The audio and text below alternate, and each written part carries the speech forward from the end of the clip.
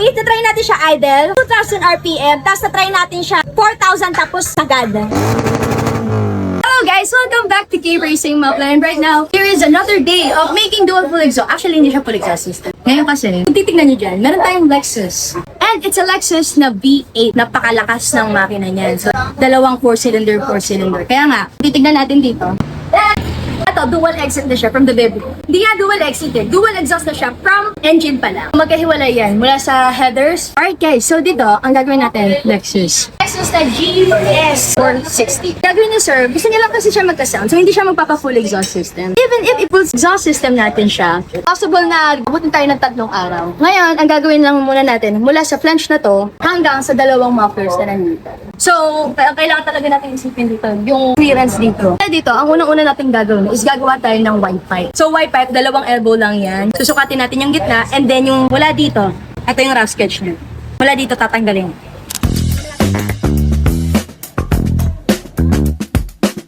Fun fact guys, alam niyo ba na ang Lexus, ano lang siya, para siyang sister company ng Toyota. Totoo lang, Toyota na isa sa pinaka-reliable na automotive manufacturer. Pero the thing is, a lot of people are not willing to pay millions of dollars for Toyota, except lang for Supra talaga. Kaya gumawa sila ng luxury line nila, and that is Lexus. Kaya kung mapapansin mo, medyo may pagka-similar yung mga models and make ng Lexus at Toyota. Kaya kung papansinin nyo guys, ang Camry at ang Lexus, kung titignan mo sa malayuan, medyo meron silang onting similar. Ang V6 na Camry at kung meron mang V6 na Lexus, kung titignan mo, very similar sila sa Camry na dual exit din.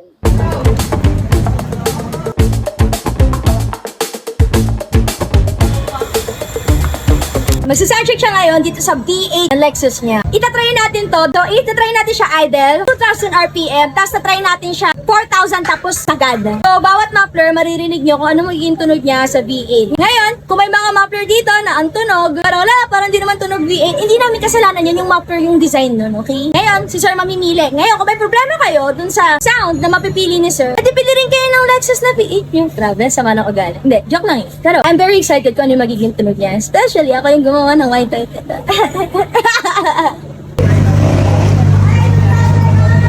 Yes, agad!